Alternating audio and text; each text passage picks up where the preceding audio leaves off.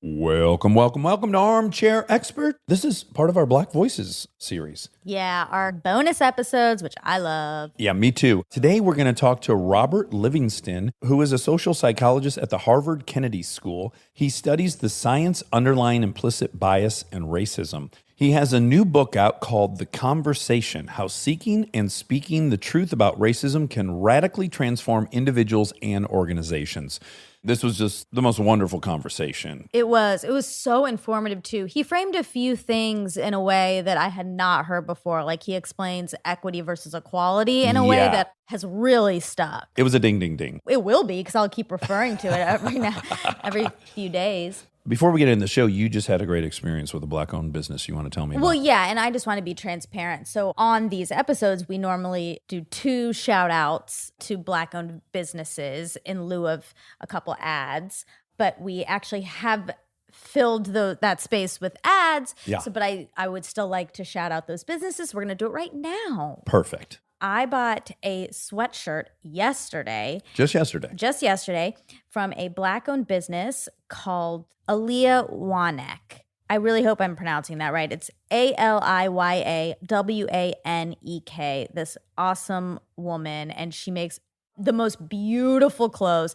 To be honest, I'm upset with her because everything was sold out except one thing. Okay. And I bought it immediately. It didn't have my size. This is your favorite thing. It didn't have my size, and I bought it immediately. Didn't matter.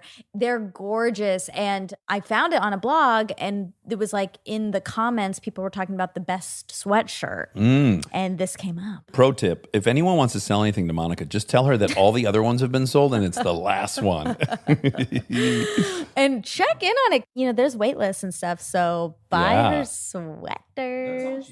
Okay, and this one only extends to the Los Angeles area. I'm sorry, but Bloodsoe's my favorite barbecue restaurant. Oh my God, is it good? It's so good. Bloodsoe's, Bledso. No, Bludsoe, I believe. Okay, well, let's see. I think you've added an E. You don't need. All right, let's I'm gonna look check. on my. I'm gonna look at my food delivery app. Hold on one second. Bludso''S. Okay, Bloodsoe's. we were both wrong. Yes, the most amazing barbecue in Los Angeles. Goodness. And sides. Oh, beautiful sides. Check it out. And enjoy Robert Livingston. We are supported by Athletic Greens, my favorite part of every morning. Athletic Greens is so delicious, and it's the only way I have found to get every vitamin and mineral I need without having some concoction that tastes terrible. With so many stressors in life, it's difficult to maintain effective nutritional habits. This is where Athletic Greens can help. Their daily all-in-one supplement powder is by far the easiest and most delicious nutritional habit you can add to your health. One tasty scoop of Athletic Greens contains 75 vitamins, minerals, and whole food sourced ingredients that all work together to fill nutritional gaps in your diet. You can increase energy and focus, aid with digestion, and support a healthy immune system. And right now, Athletic Greens is doubling down on supporting your immune system during the winter months. They're offering Armcharies a free 1-year supply of vitamin D and 5 free travel packs with your first purchase if you visit the link today. You'll basically never have to buy vitamin D again. Simply visit athleticgreens.com/Dax and join health experts, athletes, podcasters, and health-conscious go-getters around the world who make a daily commitment to their health every day. Again, simply visit athleticgreens.com/Dax and get your free year supply of vitamin D and 5 free travel packs today. We are supported by HBO's new docuseries, The Lady and the Dale. The genre-bending documentary series details the rise and fall of 1970s transgender entrepreneur Elizabeth Carmichael and her radical car, the Dale. The film traces the story of Elizabeth Carmichael, a larger-than-life entrepreneur who rose to prominence during the 1970s gas crisis with her promotion of a fuel-efficient three-wheeled vehicle known as the Dale. As she wins over major car makers and investors, a web of mystery unfolds regarding the car's technology and Carmichael's surprising past. A portrait of an extraordinary entrepreneur's rise and eventual fall, a one-of-a-kind story of fraud, family, and identity. Directed by Nick Camilleri and Zachary Drucker. From Emmy-winning producers Mark and Jay Duplass, HBO's Room 104, the 4-part HBO docuseries premieres January 31st on HBO Max. The series debuts with back-to-back episodes Sunday, January 31st, 9 p.m. to 11 p.m. Eastern and Pacific, with new episodes airing subsequent Sundays at 9 p.m. Eastern and Pacific. He's an armchair expert. He's an armchair expert. He's an armchair expert. How you doing? I'm doing good. Dr. Livingston, are you bummed that if you Google your name, you're going to get one of the fathers of the Constitution, right? Or one of these early founding fathers. Taking up all the real estate. It's horseshit. Yeah, this is the one advantage of being named Dax. There's just not a bunch out there. Right. Is that your Christian name? It is. Yeah, my mom and dad had read a book and the lead character's name was Dax, and they said, let's go for it. Where are you from originally? So I was born in Lexington, Kentucky, and that's where I spent most of my time. But I've lived in 6 states and 4 foreign countries, so I get around. Do you have a favorite? My favorite place to visit is Turkey. Istanbul is my favorite city in the world. Really? It has the optimal balance of chaos and order, if you will. Oh, okay, good. I need you to drill down on the order, because when I look at it, it looks very bright, very frenetic, very exciting. And I'm a little bit like, that seems maybe like too chaotic. There's a method to the madness, because there are places I've been that are chaotic. They're just chaos and you deal with it. But Turkey just seems chaotic. Oh, I like this. Is it comparable to any other foreign or European country, or is it its own thing and that's why you love it? It's its own thing, but I would say it's most comparable to Spain. I don't know if you've been to Spain. Oh, and, sure. People go out to eat, restaurants don't open before 9 o'clock and the party starts at 1 a.m. and it goes till 8 in the morning. And, Spain just has a different rhythm. And I think that's the most similar country to Turkey. And, it's Mediterranean. So, similarities in the cuisine, a lot of fish, a lot of olive oil, And then a crazy history, one of the most historical places you could visit. And that's what I like about it, too. So you just hit the number one criteria for whether I like cities or I don't, and that is rhythm. So I'll be places and I'm like, yeah, it's beautiful. That's a big, tall building. It's got all the accoutrement of a great city, but there's just no rhythm happening here. And then conversely, you go down to Austin, Texas. They don't have a ton to look at. And I'm like, ooh, I can feel the rhythm all around me. Exactly. Yeah. Now, how did you end up at Harvard? Like most things in life, it had something to do with my network. So I was in England at the time because I had accepted a position because, again, I'm a wanderer. In case you can't tell, I don't mind packing up and going to some exotic place. And I'd gotten an offer to take over as head of the organizational behavior department at the University of Sussex. And I had my own center. And when I was there at the center, I discovered my real passion. I like to say I transitioned from being a gardener to being a florist. When I was just a straight researcher, I had my hands in the dirt, cultivating blooms, if you will. And then when I was head of the center, I interacted with the Metropolitan Police, the NHS, the National Healthcare Service, all these organizations to sort of give away my flowers, if you will. And so I got into the florist business. Like, how do you arrange these flowers into the perfect bouquet to give it to people at weddings? Because what's the point in staying in a greenhouse if no one ever sees the beauty of your flowers? And so, when I was in England, I discovered the passion of sort of giving away the science. And then Harvard, I was giving a talk and they said, well, we're a holding company of entrepreneurs. We'll let you come here and do whatever you want to do. If you don't want to publish anymore, we'll let you be a practitioner, but an academic at the same time. And I was like, really? Because most places aren't set up. But, Harvard makes its own rules. So I sort of took on this position to be an academic practitioner, which led to this book that we're going to talk about, which is sort of trying to distill the science, synthesize it, assemble it like a bouquet into something that people can digest and use to make profound and sustainable change around racism. So that's like my purpose in life. Now, where did you get your doctorate degree? Because Lexington, Kentucky, and then ending up in England, I'm seeing already you're privy to 2 dramatically different racial structures. And I wonder where you went to college, if you maybe even had a third, and that somehow helps you on your journey just to have witnessed all this stuff firsthand. Yeah, I went from coast to coast to coast and then to the Midwest. So basically, I started my undergrad at Tulane University and I did a study abroad in Spain, which is how I came to know Spain and fell in love with Spain. And I majored in Spanish. That was one of my things. And then I went to UCLA. So I started at the Gulf of Mexico, coast number 1, went to California, UCLA. That was coast number 2. And I was getting a PhD in Romance, language, and linguistics. So something completely unrelated.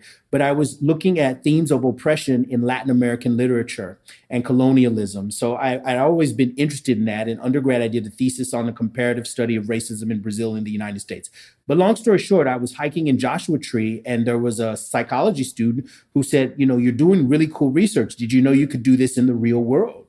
And I was like, no, there's a field where you can actually study racism and discrimination. She's like, yeah, and why don't you come and audit a class? And that was the beginning of the end. So I left that program. I got a master's. I was a hair away from a PhD, but decided to start all over again in social psychology. So I started at Yale. So I went from coast to coast to coast.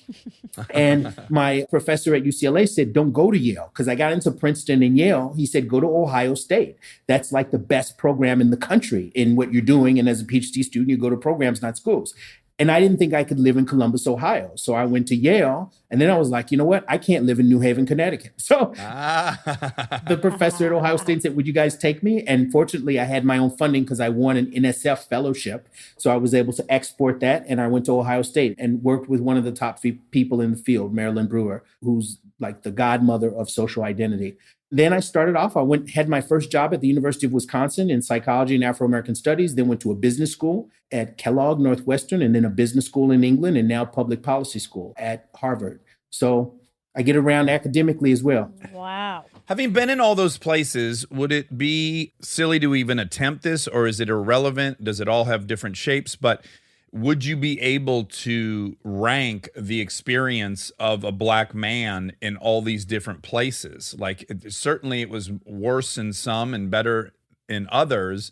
Does any place stick out as like, oh, they're doing something different here? And now through seeing that, my eyes are open to how fucked up it is elsewhere. Yeah. Well, I'll start by saying, there was racism everywhere in all of those places. Anytime you have Black and white people together, or brown and white people, or beige and brown people, you're going to have racism. I think it's just inevitable. However, the quality of it and the quantity of it did vary from place to place. A place that wasn't as racist as I thought it would be was Madison, Wisconsin, of all places, when I was at the University of Wisconsin. And part of it is Madison's a really, really liberal city, and there aren't enough Black people there, I think, to present a threat to white people or other groups. So they're all about, please, Black people, come. We want to roll out the red carpet and have you here. Oh, you're in my restaurant? Please, white person, get up and let the Black person sit down. We don't have very many of those. So it was kind of this overcompensation, if you will. Anyway, it's been interesting. Is that worse? I was just going to say, through getting so close to Monica and having to watch her navigate some of these situations where someone says something that they didn't realize is racist, and they say it, and then they get self-conscious in front of her, and then she has to say, oh, it's okay. And then this is the part that would just kill me, is now she has to comfort this person like, oh, it's an easy mistake. You didn't mean it. It's fine. Like, it's almost, I could handle the hate. I could not handle having to fucking console people for their mistakes. Yeah. And you're absolutely right. It was hard because there was a lot of not hatred, not malice, but, you're sitting down at a bar and all of a sudden you feel someone's fingers in your hair. And you're like, what is that? Is something crawling on me? Is it a bug? No, it's a white person touching my hair because they've never seen it. And they don't, and those kind of things, of course, don't happen in LA or even New Orleans, right? Because you're not this exotic sort of thing. But they're just fascinated by you and they're curious. And it's not to tell you to get out. It's like, oh, we want to be closer to you and we want to touch on you and all. So, it presents its own challenge. Yeah. So that's why I started by saying, there was racism everywhere, but the quality and then how it gets manifested was different in each place.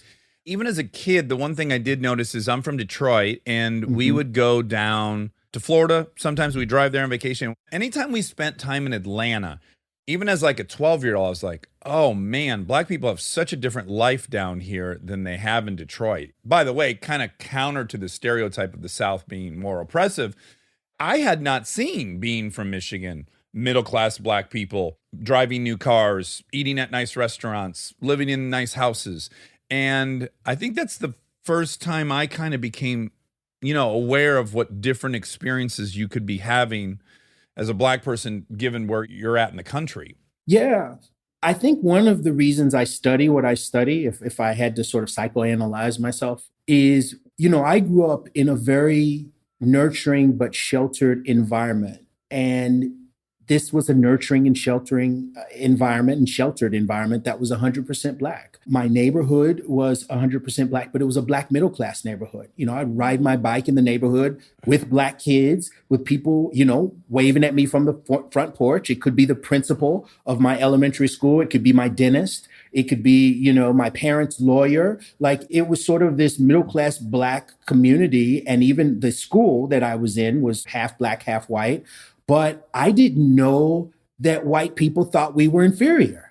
Like, that was a shock to me when I was like, I didn't know that really what they thought of Black people until I moved to New Orleans.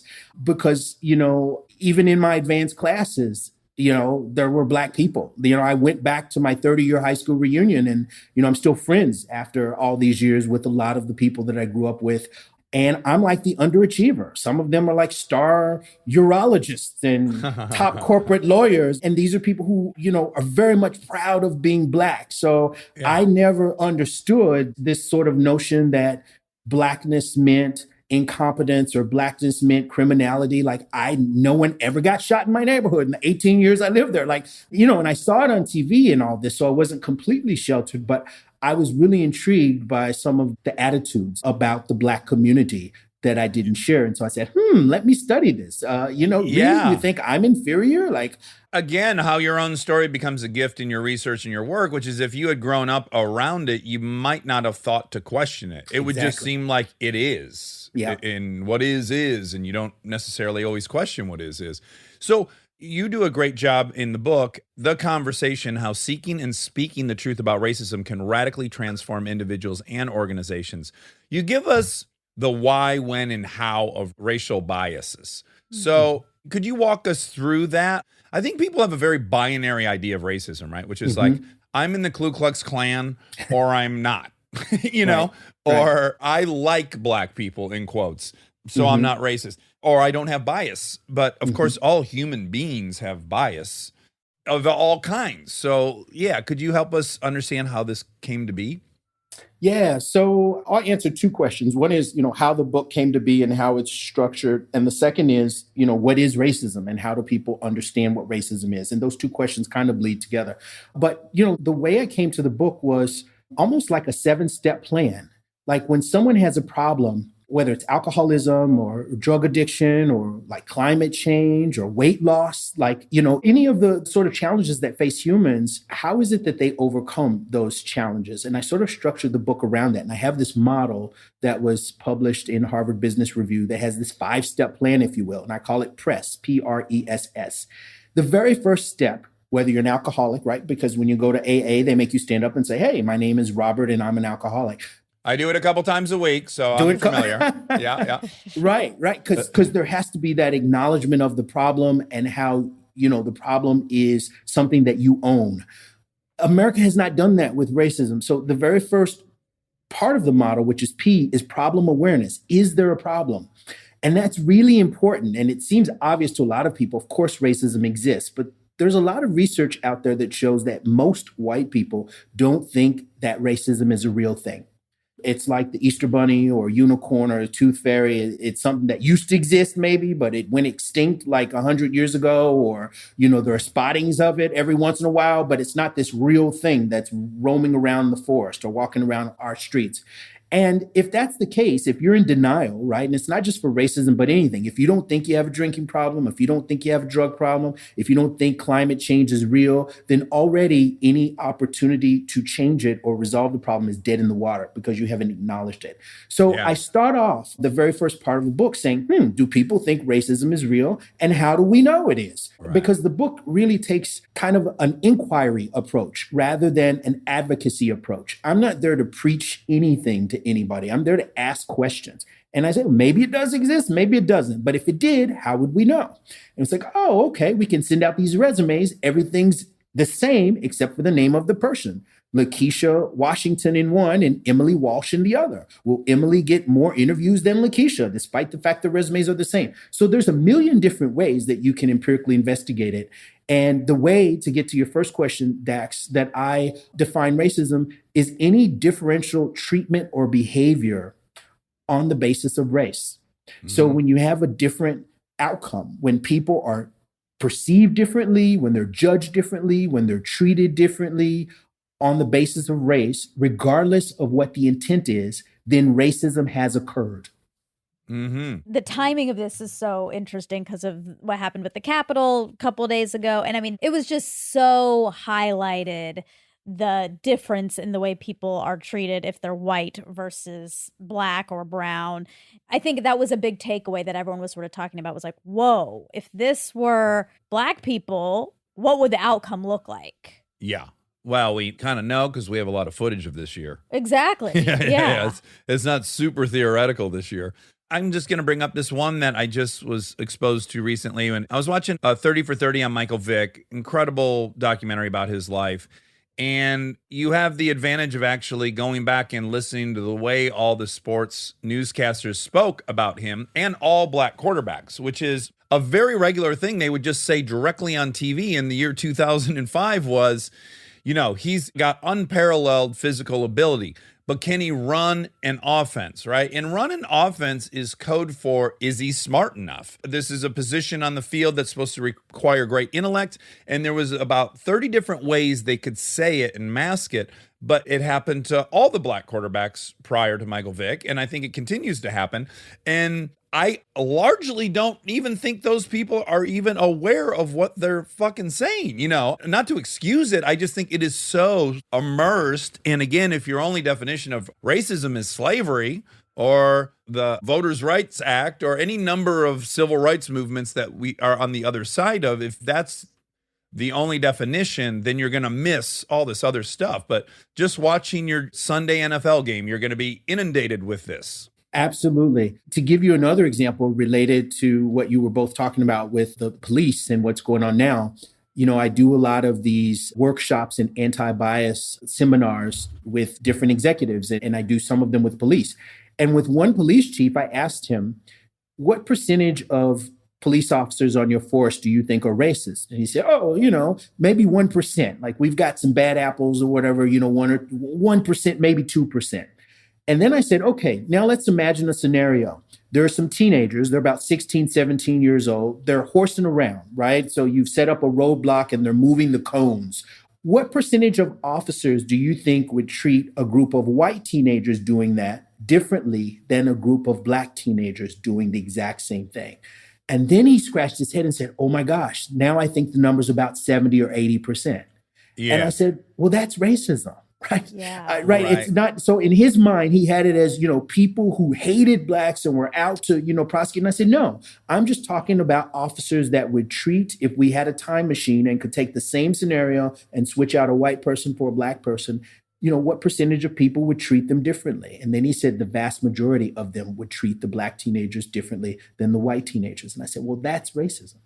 Yeah. You know, to add to that, one of the things that I talk about in the book is the second fallacy, which is that people assume racism to be a psychological phenomenon. And it is. It's what people think, it's what they feel, it's how they perceive other people, but it's also structural.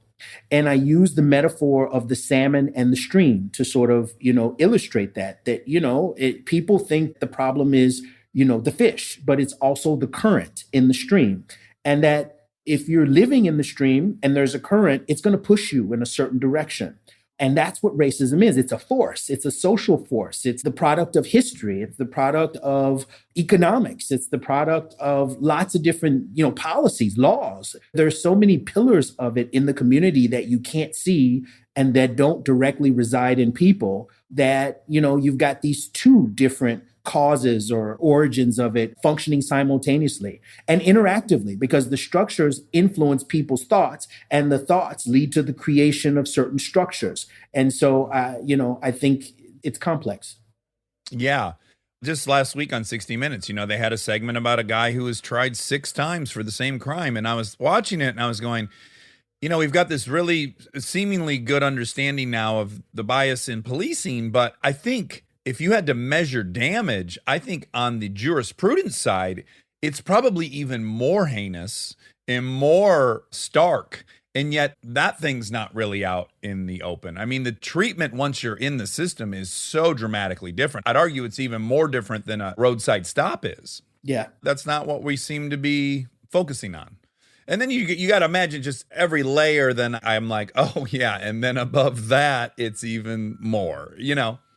And part of it, and this is not to get cynical or pessimistic, it's just to be realistic. The system was designed to work that way. So, the system wasn't created to be equal handed, although that's the ideal. And we talk about, the scales of justice and, how justice is blind and so forth and so on. But at least in this country, Black people were never meant to succeed. They were meant to generate wealth for white people. That's how the system was set up. And many white people say, oh, why are Black people always making such a big deal about race? And it's like, no, white people made a big deal about race. Such a big deal that even if you looked white, if you had a Black great-great-great-great-grandfather, you were still Black, right? There's a movie about that called The Free State of Jones with Matthew McConaughey. It's based on real world events where they actually put a white man, quote unquote, in jail because he married a white woman and his great-great-great-grandparent was Black.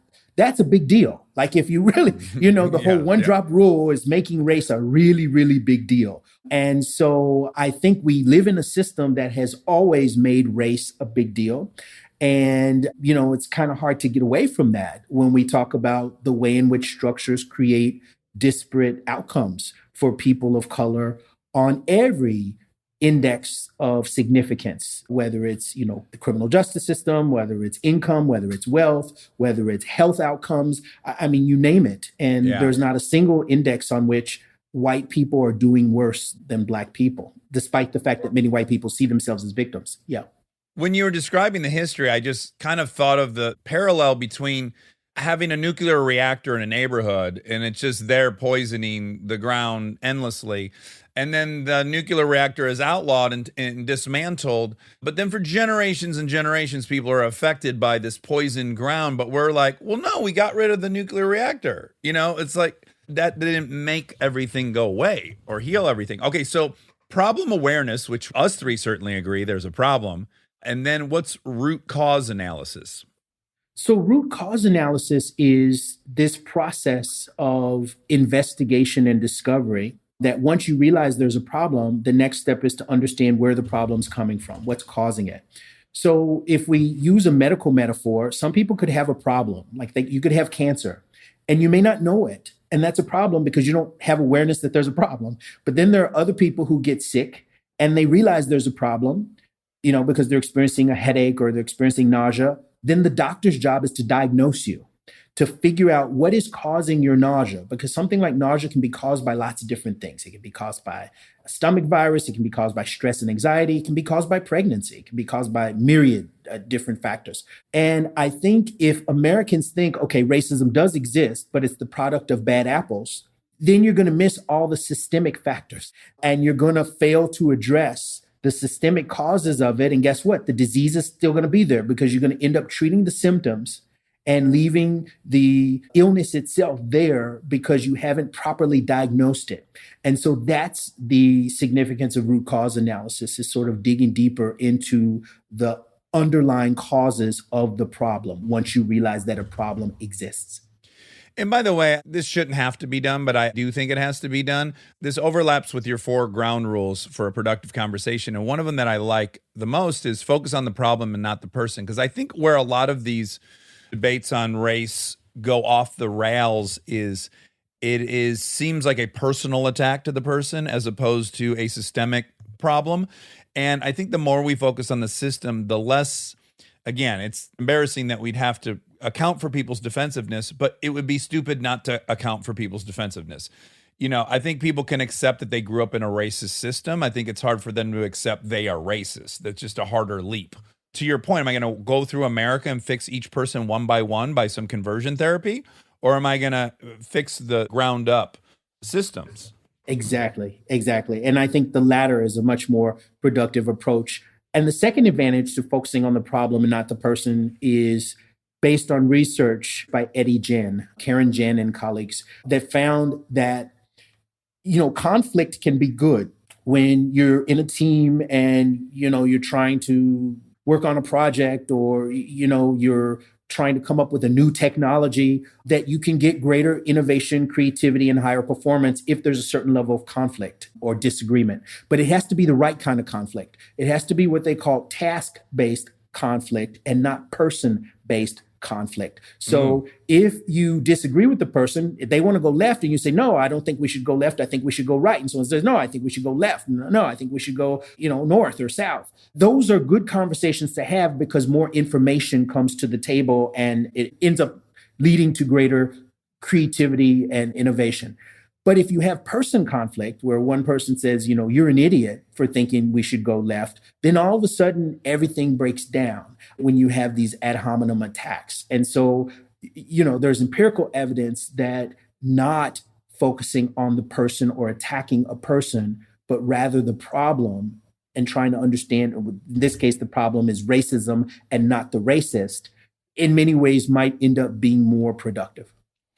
I agree. I'm just going to tell you, you probably have no interest in it, but in movie making, one of my favorite versions of a director giving me a note is, I need your help. This scene has to be this to make the next scene work. So it's got to be kind of lighthearted so that when we go into the next scene, there's a real drop, right? So they let me in on the global problem we're all trying to solve. But if you come at me and just go, you're too serious in this scene. Exactly. Now it's like, well, I can defend why that's a good choice, but if you let me in on the problem, I'm happy to help you with that. Now that's a great example, Dax. Yeah. Can I use that in one of my presentations or something? Because I'd never thought about it that way. It's similar to, getting the best out of an actor. Yeah, and when I direct, I try to do that to people all the time to go like, hey, this isn't personal at all, but I'm in charge of this global thing that's got to make sense. And this little piece of the puzzle right now has got to kind of be on this tone. Mm-hmm. So help me get there and, let them take a stab at helping you solve it. Exactly. Please quote me. I just want to be quoted by a professor. It's a bucket list thing. Stay tuned for more Armchair Expert, if you dare. We are supported by Squarespace. If you've been lucky enough to visit armchairexpertpod.com, you will see the gorgeous work of Wobby Wob and, of course, Squarespace. It is the easiest place to build a website. There's many reasons you might need one. You might want to turn a cool idea into a website or showcase your work, blog or publish content, sell products and services of all kinds, promote your physical or online business, or announce an upcoming event or special project. Squarespace does this by giving you beautiful templates created by world-class designers, powerful e-commerce functionality that lets you sell anything online, the ability to customize look, feel, settings, products, and more with just a few clicks. And the best part, everything is optimized for mobile right out of the box. It's a great place to buy domains and choose from over 200 extensions, analytics that can help you grow in real time, and 24/7 award-winning customer service. Go to squarespace.com/DAX for a free trial. And when you're ready to launch, use the offer code DAX to save 10% off your first purchase of a website or domain. That's squarespace.com/DAX. Enter code DAX. We are supported by Tushy. Now listen, the future of toileting has arrived. Okay, it's technically been around for centuries, but hideously expensive, costing thousands. Now, the brand new Hello Tushy 3.0 modern bidet attachment is here to level the playing field. It's stylish, eco-friendly, easy to install, and affordable. Hello Tushy 3.0 doesn't just cleanse your butt with a precise stream of fresh water, it cleans itself before and after it's used with the Smart Spray automatic self-cleaning nozzle. It attaches to your existing toilet, requires no electricity or additional plumbing, and cuts toilet paper use by 80%. So the Hello Tushy bidet pays for itself in a few months. Because with Hello Tushy, you don't wipe at all. You just poop, spray, dry, and go. And sanitation is simple. The Schmutz Shield offers easy cleaning, and the knobs are naturally antimicrobial. Already got a Tushy on your pot? Upgrade to the new 3.0 model. If you're new to the revolution, join millions of happy Hello Tushy customers right now and have a clean butt with every flush. Go to hellotushy.com/armchair and get 10% off your order and free shipping. So tell me about empathy. That's the E in P.R.E.S.S. So the E, in my opinion, I think is both the most difficult and the most important component of the model. And that is, once you understand there's a problem and you understand what's causing the problem, do you care? Yeah. And it turns out that whether we're talking about, addiction, or whether we're talking about climate change, or whether we're talking about racism, some people just don't care. Another great movie is Leaving Las Vegas with Nicolas Cage. Oh, love it. Yeah. And, he's suffering from it. And he's like, I don't care. I'm going to go to Vegas, drink myself to death, come join the party. Don't try to stop me, And of course he does drink himself to death. And in real life, the writer of it did. Oh, really? I didn't know that. Yeah. Very autobiographical, yeah. Okay. With racism, many people, and we're sort of seeing this now on TV, we're seeing this unfold. They're like, I'm a white male. Racism only helps me in some ways because it gives me unearned privilege and status. And so not only do I not care about it, in some cases, I actually want to keep it around because it gives me a boost. And so if that's the case, where people either don't care about solving a problem or they don't see it as a problem because, it's something that helps them, then there's going to be no motivation to actually make progress towards a resolution. And so, I've spent a lot of like 3 chapters talking about the importance of caring about racial equity, and it's not just the business case. There's a moral case, there's a collective interest case, there's lots of reasons why white people should care about greater equality. There's at least 3 types of people. And one of those types, what we call competitors or oppressors, are people who actually want inequality because it makes them feel more powerful. And I think that's a unique and naive assumption that Americans make, is that everyone a priori wants equal opportunity for everybody. No, there are people who don't want equal opportunity. They want dominance. They want hierarchy as long as they're at the top, and they will work to keep it. And so they don't care. I don't argue at all that that group exists, but can I offer a 4th group, which I think is significant? I think a lot of people misunderstand the term white privilege. I don't think they truly understand what it means. And I think what they believe is being proposed is that I lose my white privilege.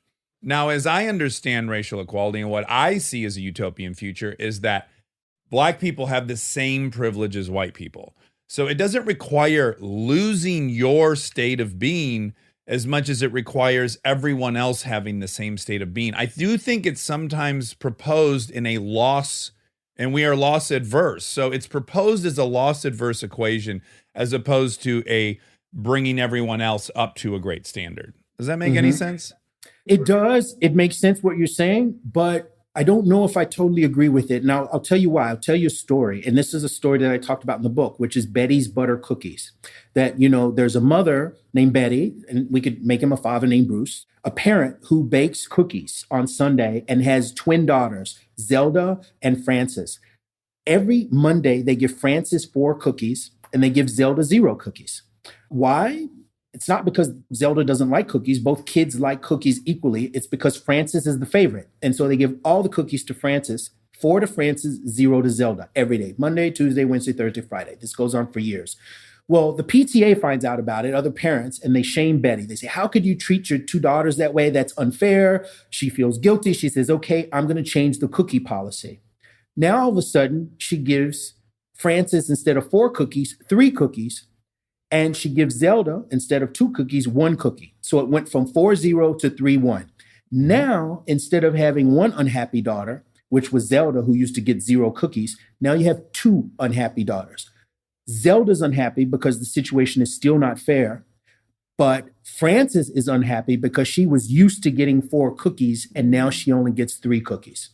So let me relate that back to your example, because there was a loss, quote unquote, if you want to frame it in relative terms, that Frances was used to getting all the cookies, all 4 of them, and now she only gets most of the cookies, 3 cookies. And that feels like a loss because she used to have an extra cookie. But that's because the system, the cookie policy, was messed up to begin with. She never should have gotten 4 cookies. They should have gotten 2 cookies apiece from the beginning. If we relate this to racism, white males, historically speaking, have gotten all the cookies. What do I mean by that? I mean, all of the Fortune 500 CEOs up until the late 1970s were white and male, despite the fact that there were only 40% of the population. All of the US presidents up until 2008 were white males, right? And so when you have 1 Black president, that seems like a loss. The same way that going from 4 cookies to 3 cookies seems like a loss. So I think we have to really understand, take into account the larger context when deciding whether there's loss or not. See, so I love your analogy, but I'm going to push back in that is what I think is exactly broken about it, because you have a zero-sum analogy. There are only 4 cookies to be had. And that's what I disagree with you about. Now, I don't need, for me, when I get pulled over, for me to be handcuffed inappropriately. It's not a zero sum. We can pull over black people and show them the same respect that I'm given without taking some away from me. Everyone should just be raised to the level of civility that I'm receiving. I don't think life's a zero sum game. I don't think there's a set finite amount of wealth in this country. I think everything can be lifted. And I think when it's proposed as the cookie plan, yeah, people are saying, wait, I'm going to have to lose something to make these people equal. And I actually don't think it's a zero sum game. And so let me clarify that. The example that you gave when it comes to respect and when it comes to treatment, that's not a zero sum game. There's enough respect to go around for everybody. But when it comes to... Let's talk about GDP. So GDP is based solely on how educated this population is, how innovative they are. Every time we invest in that, in educating more people and getting more doctorate degree holders, the overall GDP goes up in that investment. It is not capped. It's not finite. Every time we invest in it, we make more money on the investment. So I see unlimited growth with all these people empowered and given opportunity. I don't see we've got to cut everything in half. I don't know. No, I get what you're saying, but it gets to the difference between, absolute deprivation and relative deprivation. And I gave, an example of 0 cookies versus 4 cookies, but I could have easily made it 2 cookies versus 6 cookies, or, it varies. Oh, yeah. And what I'm saying is, even if you could, because I give this example in the book, for some people, even if you could, invent a genie who says, okay, I'll wave a magic wand and expand the California coastline so that everyone can have a house in Malibu. Are you on board with that? Some people would say no, because I want to be the only one who has a house in Malibu, and there's no way to be the king of the mountain, right? You can't have Mount Everest unless there's a valley. So in that sense, it's not even a question of whether the resources are available. It's a question of whether people want, because there are a lot of Fortune 500 companies that can afford to pay employees more money, but it may mean that they get smaller bonuses because the profits are lower, and they won't starve because maybe they'll just make 60 million a year versus 80 million a year, or whatever it happens to be. But as humans, everything's relative. I totally agree with you that there's a big section of this population that are the Malibu house owners that want to be the only one that own a house there. I don't deny that at all. I totally think there are many winner-take-all people who are like, yeah, we're the winners. Why on earth are we going to try to not be the winners? Exactly. And I also am scared that there's a good section of people that don't understand what's being proposed, and they're afraid, and they don't need to be. That's my fear. Well, there was a wonderful group of essays in the New York Times on the, 1619 Project. And Matthew Desmond wrote an article on what he called low road capitalism. And it's a complicated concept, and he talks about it not only in that article, but his book Evicted. But it's based on the fact that people are used up and exploited rather than having a capitalism where everyone wins. And the idea is that, capitalism in and of itself doesn't have to be dirty. But like you said, it kind of has to be spread around. But some people don't see it that way. They see it as a winner take all, that basically my job is to break your bank. My job, if I'm a business, is to put you out of business. My job is to maximize profit. And in that sense, slavery, and which is what he argues it's based on, is, from an economic standpoint, a good system for plantation owners because they have free labor, right? They're completely using. I think there are enough people who don't want to share because they see winning as being so far out ahead of everyone else, that this whole idea of equality, especially when we talk about race, because right now, Dax, we're having a race neutral conversation just about, inequality, equality. But once you add race into it, and the fact that people have been taught that they're better than another group, then there's an ego. There's lots of different components in it as well. Yeah. Yes. If you are equal to someone inferior to you, then you have underachieved. Exactly. Yeah. Exactly. But how do we combat that mentality? Or is it possible? The winner take all people? Well, let me talk about the 3 types, because that's the one. And you're right. By the way, the research shows they're only about 12% of the population, these people who are winner take all. A bigger chunk of the population are what you call individualists. So they're just going to do what's great for them. So is sharing good? Yeah, I'll do it. Is being selfish good? Yeah, I'll do it. And we see this politically. It's like, okay, whatever way the wind blows that benefits me the most is what I'll do. And that's about 38% of the population. So many people are just out to maximize their own self-interest. They're not out to oppress anyone else, right? Because the competitor is like, I can only win if you lost. The individualist is like, I don't really care what happens to you. I just want to maximize what happens to me. But in both of those cases, the individuals are what we call pro-self. They're either unconcerned about other people or they deliberately want to keep other people down. About half of the population is what you call pro-social, where they really want things to be more equitable. And so, when you look at it, then in terms of what people are willing to do, that puts a lot of people in the category of not caring, either because they're sort of apathetic and indifferent, or because they really want oppression and social hierarchy and inequality. But, there are people who want it and who work for it. But then the question becomes, which I get into later in the book, and which is two of the acronyms that we've yet to discuss, is what are you willing to do to actually produce that equitable outcome that you say you want to see? There's also a sales pitch to be made to the individualist, because I'm going to out myself as having been an individualist. So for a lot of my life, I have recognized racial injustice and I care, but I certainly don't care more about that than feeding myself, than taking care of my two daughters. And it's kind of like, well, I'm going to handle my stuff. And if there's extra bandwidth, then sure, I'll be concerned about that. But my primary goal is to take care of me and whoever's dependent on me. And then if there's leftover space, I'll do it. And as I've gotten more comfortable and the struggle is not a struggle for me, I have been more generous with my time or cared more. And I do think there is a way to win over that segment by saying, believe it or not, you actually pay a price. Yes. So even if you're an individualist, you're going to pay some hard costs for this. Yeah. So, that's what I talk about in the book in chapters 8 and 9 is why individuals should care. Because there are some people who just organically or naturally care. And then there are others that are kind of indifferent, right? Yeah.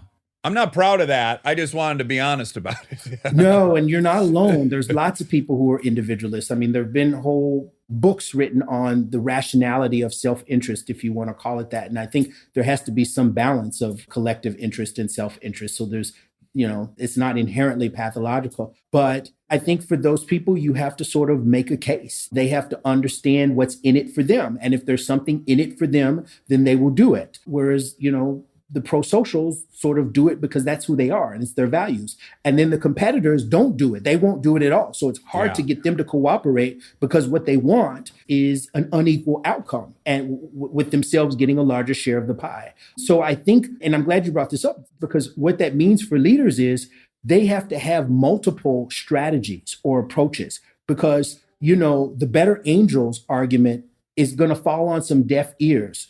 There are people who just, what is the better angels doing for me? Or other people say, I don't even believe in better angels. Well, and we know people generally respond to incentives. People respond to incentives. So the people that are just good people, I'm married to one of them. It doesn't take effort for her. She gets her self-esteem from doing that. I don't get a self-esteem bump from it. I do it because intellectually I know it's moral. I just not like her. Yeah. Paul Bloom's book talks about that. It's a book called Against Empathy, where he's saying, all this empathy stuff is not necessarily the cure, that what we need is what he calls rational compassion, because some people are just not going to feel for other people. We love Paul Bloom. Oh, okay. Yeah. We talk about him all the time. Yeah. So for the individualists, what are some of the costs they're paying that they don't even recognize they're paying? I think it's easier in an organization to point that out, why racial inequality is quite expensive at the end of the day. So I don't know that people recognize that. Yeah. There's a wonderful book where the entire book focuses on that. It's called The Inner Level. It's by Richard Wilkinson and Kate Pickett. And the book is very, very well done. And they talk about all of the benefits of greater equality, from, greater mental health, to greater safety, to greater standard of living. So they looked at like 150 different countries and looked at the, magnitude of inequality and the standard of living. And the correlation was sort of off the charts in terms of, people who live in more equal societies enjoy life more. I was in Bogota, Colombia once visiting some friends, and they lived in a virtual fortress. And I mean, with razor wire and things around their home. And one of them had been kidnapped before. And it's like, who wants to be a mega rich person in a society with so much inequality where you have to look over your shoulders and you can't even walk down the street? That's a great point. Yeah. Compared to Canada, right? I'd rather have $2 million and live in Canada than have $150 million and have to live in Bogota the way that my friends were living there. And so that's part of the advantage that everyone has is you give up a little bit, but you get a lot back in terms of quality of life. You look at medical care costs, which is something we spend the most on in this country, that's so driven by poverty, inequality, childhood trauma, all these things that we could put some investment in to prevent. You look at the lawsuits that these major cities pay out in the police brutality things. I remember watching a Frontline on what Chicago has paid out, and it's just in the billions and billions of dollars. It's so costly. But, we're not good. And, this is Daniel Kahneman's book, Thinking Fast and Slow. We're not rational when it comes to long-term thinking. Like it's all about the short-term fix. And then it's back to the problems that we talked about earlier with alcoholism and drug addiction and things like that. That's not really about the long term. Like people are indulging in those things because it's about the short term right now, rather than the long term. And I think we as humans, that's one of our engineering flaws, if you will, one of our, it's just in our cognitive wiring that people tend to be more influenced by, short-term outcomes than long-term outcomes. So I think the case for a better long-term outcome is, it's irrefutable almost. Okay, so now we get into strategy. And this is what we really need. I think so many people out in this conversation are really good at pointing out the problem. I'm among them. But boy, the strategy and how to come out of it seems a little elusive. It's so funny because, in the first paragraph of the book on strategy, I tell the reader, if you've skipped to this chapter, then go back and read chapters 1 through 11 before you get here, because part of the S is going through the P, the R, and the E. When I go into so many corporations, leaders want to jump straight to strategy without their employees even understanding that there's a problem. And that's doomed to failure because when you enact these policies and people don't realize there's a problem, it seems like the policy is the problem. It seems like you're being oppressive because they don't understand what it is that you're doing or where it comes from. And you haven't sort of increased their concern, whether it's intrinsic concern or whether it's extrinsic, as you were mentioning, Dax, based on incentives or whatever. So you've got to kind of do all that groundwork first if you want to make profound and sustainable change. So then once you get to the strategy, there's at least a couple of ways that you can approach it. So I talk about, 3 levels of strategy: individual level strategies that are aimed at changing people's minds, cultural level strategies that are aimed at changing social norms, and then institutional level strategies that are aimed at changing policies and practices and laws. And so the institutional strategies in many ways serve as like hard straitjackets. They constrain people because even if individuals want to do certain things, you can't do it, if there's policies and laws. And the cultural norms serve as like a soft straitjacket because despite what people believe, they are very strongly influenced by what other people think and other people's approval. We're like natural sheep that have to be part of a flock, and we conform to the behaviors of other people.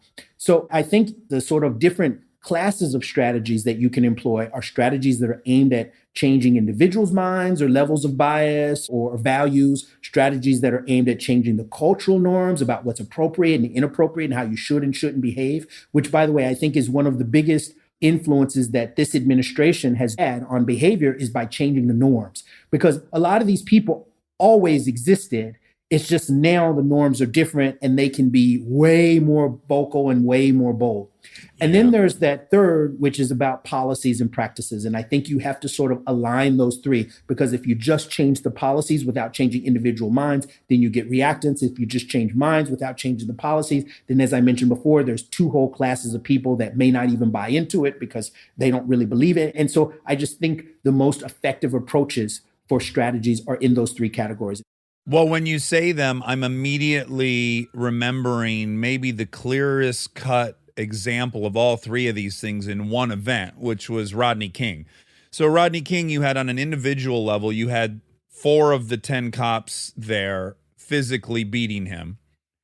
And then when they got back to the station and the other 7 or 6 cops that hadn't participated filled out their statement and they fell into line, you then saw the culture. Like, it was a great example of what the culture is there. And then you got to see the institution, being the Simi Valley Police Department, deal with the whole situation, and or by extension the LA courts. So all 3 of those things were happening at once.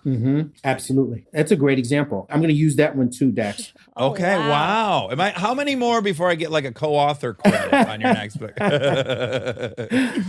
So I'm going to pick up on that example that you used, because I think if there's a good starting point, and it's not an ending point, but a good starting point, I would say it's the institutional or the policy or the laws, right? Because most people are good, which is why I wrote this book and which is why I'm optimistic. I think most people want to do the right thing. I think, there are a number of circumstances. They're busy. Like you said, there are other priorities, because I talk about that a lot in the morality chapter.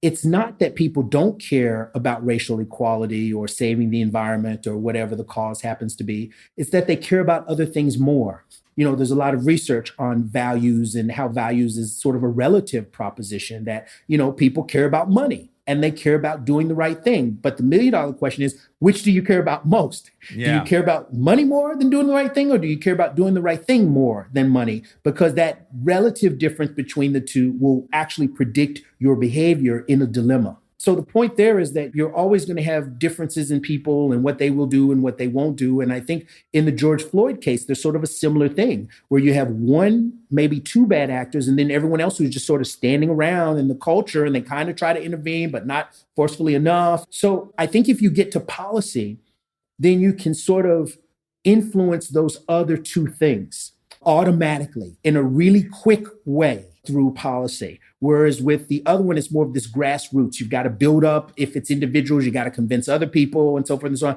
But you change a law, you change a policy, you change a practice, and then you sort of hit those other 2 automatically. Well, it seems to be the only one that can affect the other ones. So an individual could choose to act however they wanted in the police department, and that will not necessarily affect the culture. It certainly won't affect policy.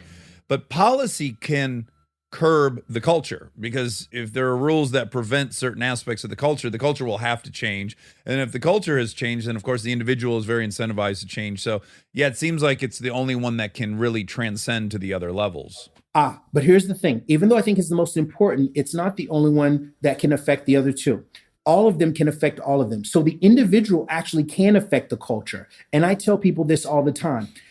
You being a celebrity, Dax, or people who are cool people, like if you get on TV and you say, eating meat is wrong, that's why Oprah got sued, right? She got on TV and said, eating meat is wrong. There's no law. She can't tell anyone what to do, but people admire her and they do what she does so she can have an impact on the culture. Certain police officers, influencers, and that's why they call them influencers. They can have an impact on the culture within an organization just by modeling the behavior that they want to see. They can get other people to behave in those ways. And I think through activism, individuals can also affect policies. So I sort of see an arrow from all 3 to all 3.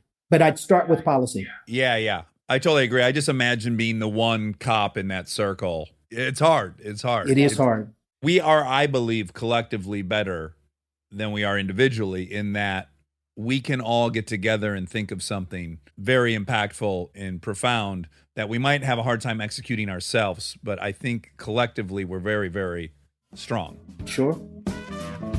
Stay tuned for more Armchair Expert, if you dare. We are supported by MeUndies. Now let's talk about love. We're going to do it. If there's one thing that got us through this past year, other than that video of Dogface vibing to Fleetwood Mac, it is love. And that means getting extra cheesy for Valentine's Day is okay. We'll allow it. We found new ways to match our daily lives together with the ones we love most. That's why MeUndies released their V-Day collection in undies, loungewear, and more, so you and your Valentine can match through it all. And if you're single, no problem. Show yourself some love in something that makes you feel amazing, because you deserve it. I was so thrilled to put MeUndies on this morning because I have little moon people explorers. Cute. Oh, I feel so stylish isn't enough to say. You feel like you're taking care of yourself. I do. And I decided the first time I'm going to wear them is Friday. It was a reward getting to the end of the week. I was going to wear them on Friday and feel good all day going into the weekend hard. MeUndies has a great offer for Armchairies. For any first-time purchasers, you get 15% off and free shipping. MeUndies also has their problem-free philosophy. If you're not satisfied with any product for any reason, they'll refund or exchange it. No caveats, no questions. To get your 15% off your first order and free shipping, go to MeUndies.com/Dax. That's MeUndies.com/Dax. We are supported by Literati. Literati Kids is a try before you buy subscription book club. Great children's books open up new worlds for discovery. Each month, Literati delivers 5 vibrantly illustrated children's books, bringing the immersive magic of reading right to your home. Whether they're snuggling with you for story time or letting their imagination roam free. Each book bundle is thoroughly tailored by education experts with 5 stories meant to spark new interests and nurture a healthy curiosity. No more sorting through hundreds of titles trying to guess what your child will cherish. Literati sends you the best in children's literature. Choose to purchase the ones they love and send back the rest for free. Each Literati box follows a new, enriching theme with personalized extras like stickers, surprises, and special guest artwork. Every box is fun and a fresh adventure. Head to literati.com/Dax for 25% off your first 2 orders. Select your child's book club and start them on a literary journey like no other. Literati.com/Dax is the only place to find 25% off your first 2 orders of this one-of-a-kind book subscription, the most joyful way to foster a lifelong love of learning. That's literati.com/Dax.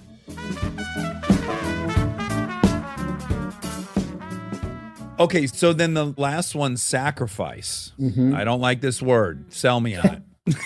Well, I don't like the word either. I think I chose it in part because it completes the acronym, right? Yeah, the press and pressing That's for fair. change. That's fair. When I start to talk about sacrifice, I actually put it in quotations because sacrifice typically involves less sacrifice than people think. So, one of the examples that I give in walking people through the model is weight loss. So, in my situation, when I came back from England, over there, I didn't have a car because I can't drive on the left. Whole story. I was running up on the sidewalk almost, people thought it was a terrorist attack. They were jumping out of the way. And I just couldn't gauge how much car there was on that side. Yeah. And so I hung up the keys for the several years that I lived there. And I walked everywhere. I lived in a very hilly city and the portion sizes are smaller. So I was down to my, late 20-something, early 30-something weight. I was looking good. I came back to the United States. I put on the pounds, like a pound a week for several months. And I didn't notice because it was so gradual. So low problem awareness. Once it was brought to my attention by a friend who I see twice a year who said, "Oh my gosh, you've grown since the last time I saw you." Really? That's a euphemism. It is a euphemism if I ever heard one. And I was on sabbatical, so I was wearing, stretchy pants and sweat, just kind of chilling out. So if I had been wearing suits, I would have known. But so I stepped on a scale and I'm like, wow, you're right. I've gained like 30 pounds. Root cause analysis. Was it mysterious? Not exercising enough, eating the wrong foods, eating too much food, driving 2 blocks rather than walking 2 blocks. Empathy. Concern. Did I care? Yeah, I cared for health reasons. Strategy. Now, this is why I think strategy is one of the easiest of the 5. People really want to focus on strategy, but it's easy if you get all these other things. Are there strategies for losing weight? Absolutely. No shortage of them. And they all involve some combination of eating differently or eating less and moving more. But then we get to sacrifice, which is, am I willing to do what I actually need to do in order to see the change that I want to see? And I thought at first, no, I don't want to sacrifice. I don't want to give up chocolate chip cookies. I don't want to get on a treadmill and run like a hamster for 45 minutes every day. But the whole idea is that sacrifice doesn't involve as much sacrifice as I thought. Do you want to meet film and TV legend Kristen Bell? She's delivering matchas. Hi. Hi. How are you? I'm good. How are you? I'm doing great. This is a Dr. lot of fun. Livingston. He is a very, very pragmatic voice in racial equity. Teaching us. We love pragmatism. We love racial equity. Okay. Kristen's in the 50%. She's in the annoying 50% who just likes to be good. Yeah. What? I'll bring you up to speed after his interview. Yeah. It was lovely to I was surprised I'm the piece of shit and you're good. Yeah. That checks I'm an out. individualist. Yeah. You're not in the piece of shit. You're in the medium. Okay, that's good. Yeah. You said borderline almost not a piece of shit. No, you're all just humans. And that's the thing. I try to adopt a very non-judgmental stance. Everybody's different. Everybody's different. The world needs predators and prey, right? They That's do. true. Listen, we're all needed. I get pissed politically that one side thinks the other's not needed. We're needed. We need to Right. check each other. Yeah. Yep. So sacrifice. Yeah. Are you ready for the ugly part? Yeah. So, but the thing is, people assume that they'll have to give up more than they really do have to give up. So, for example, I love chocolate and I love the Cheesecake Factory's double chocolate fudge brownie cheesecake, but they're like 2,000 calories a slice. So I was talking to my wellness counselor and they're like, you don't need to eat a 2,000 calorie slice of cheesecake to enjoy chocolate. A Hershey's Kiss is only 18 calories.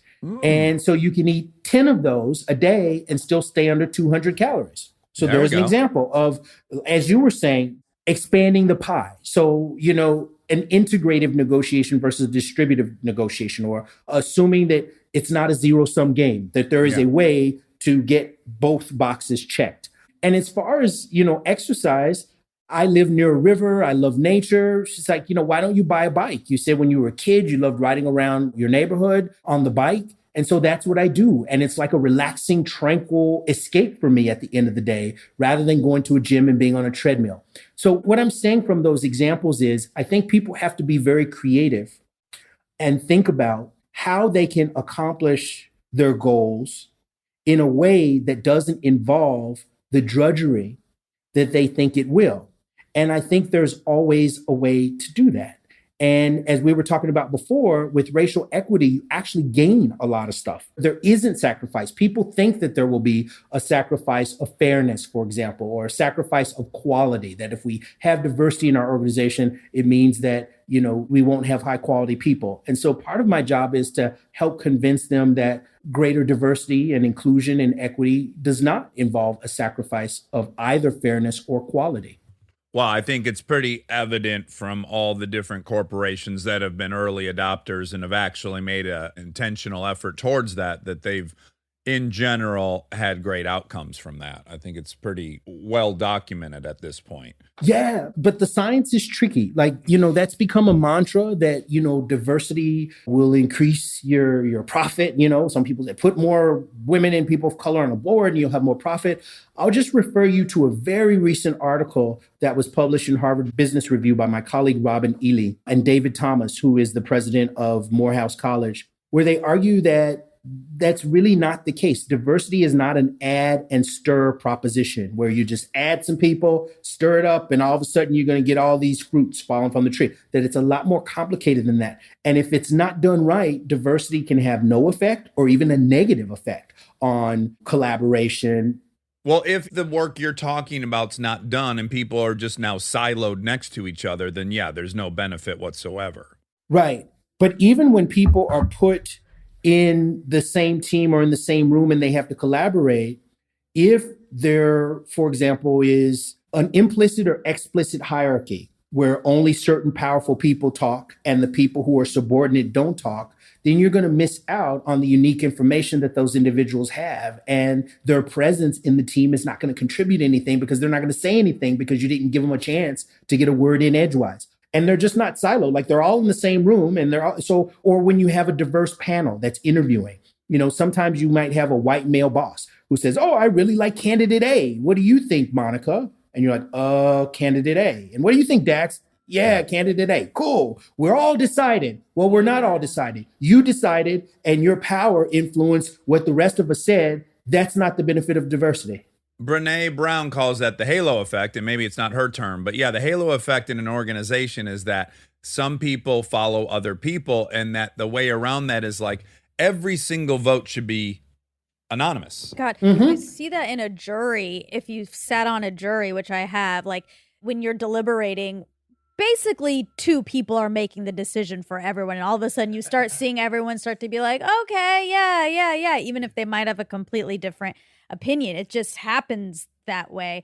But also with diversity on these panels, or even if they're all in a room, I think part of it is because there's maybe 2 or 3 people of color, they feel that having that position is rare and that they need to keep it. Like having an opinion might put them at risk to lose the job and have somebody else come in. The like stakes are the different. stakes feel different, I think. Totally. Oh, can I hit you with one? It's going to be my only question. It might go wrong, but I got to ask it because I do think a lot of people will be thinking of this. A lot of people want to draw a distinction between equality of opportunity versus equality of outcome. And I guess I'm curious where you land on this, because I am a little apprehensive about measuring our progress with equality of outcome. To give the most simple example, I'd say you can make a fire department completely equal in what gender they'll hire. You could have every policy in place, and you may find that the outcome is that still 90% of firefighters are male.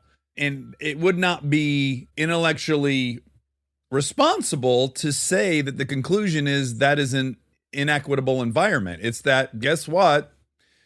Women don't want to be firefighters, or whatever the case. There's many different cases where equality of opportunity is not necessarily going to equal equality of outcome. And I want to know what your thoughts on that are. Well, first, and it's a great question, I'll start by saying I make a huge distinction between equality and equity. Okay. And let me just explain the difference between those two. So imagine that the three of us and one other person, your wife, we all go out to dinner. There's four of us. We all order different things. The bill comes. The bill is $200.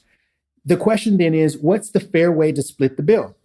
In some countries, or some people would say, it's four of you. The bill's $200. You all split it four ways. Each person pays $50. That's equality. Equity is, Dax, you ordered the surf and turf.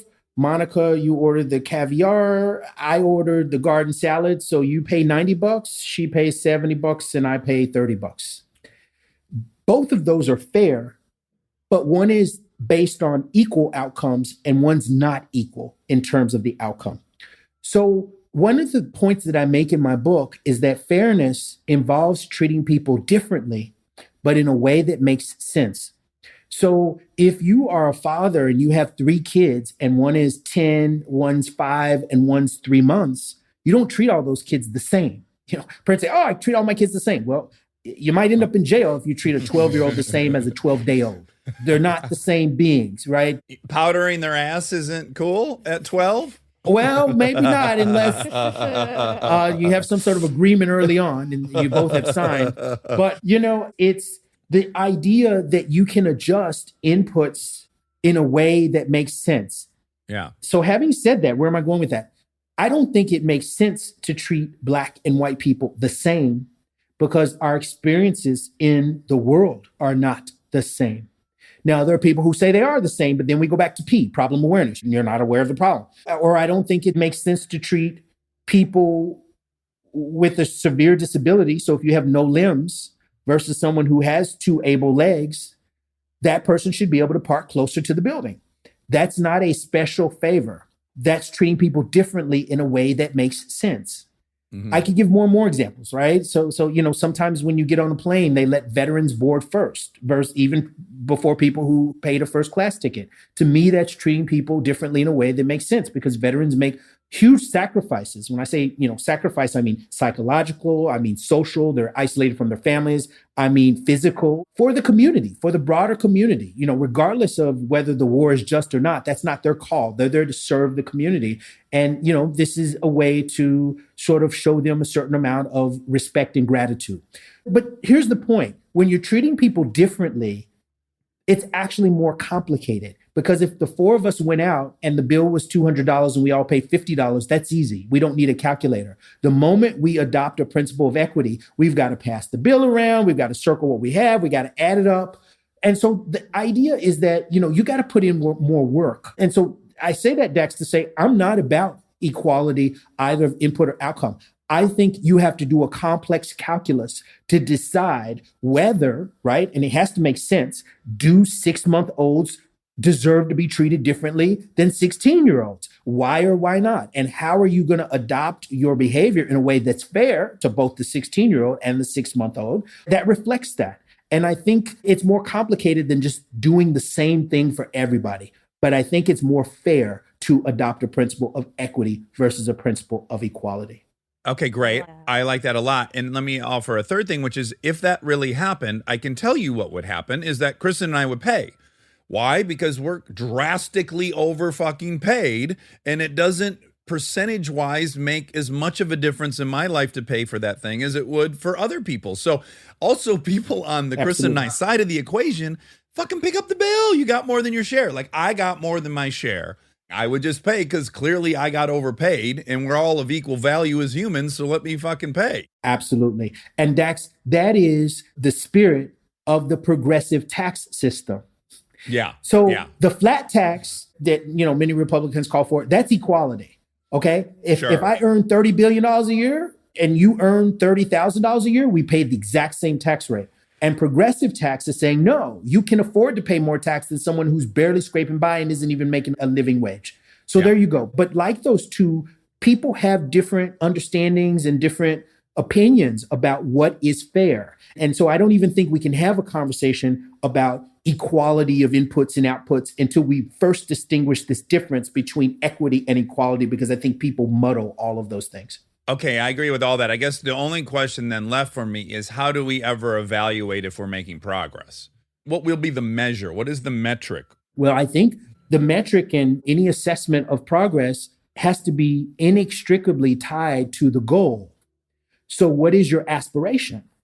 So one of the things that I want to see happen that I think is important is greater economic equality. Mm-hmm. That we have huge both wage and wealth inequality in this country. And it tends to track along the lines of race as well. Some people may say that they want more equal justice in the criminal justice system or equal schools. And I think all these things are related. Schools, income, incarceration, health. Like, you can't really separate out any of those things. And I deal with organizations that don't really deal with any of those things at all. Like they don't deal with incarceration. So when I'm talking to a CEO of Microsoft about, how to do things within the company. So I think leaders have to decide what their goals are.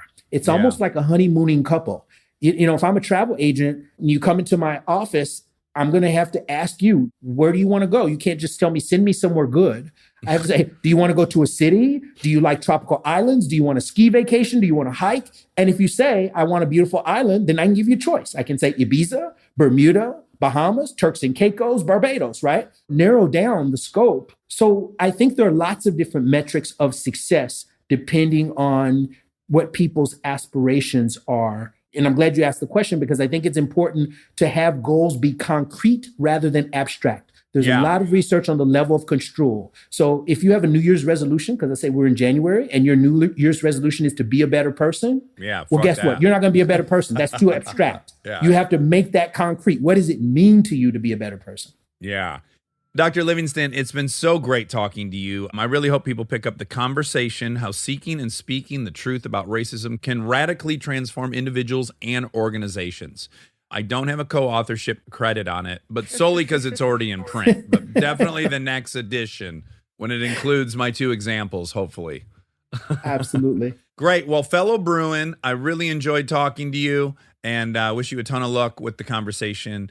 I hope we get to talk to you again soon. Yeah, thank you. It was great talking to you both. Take care. All right, take care. Bye-bye.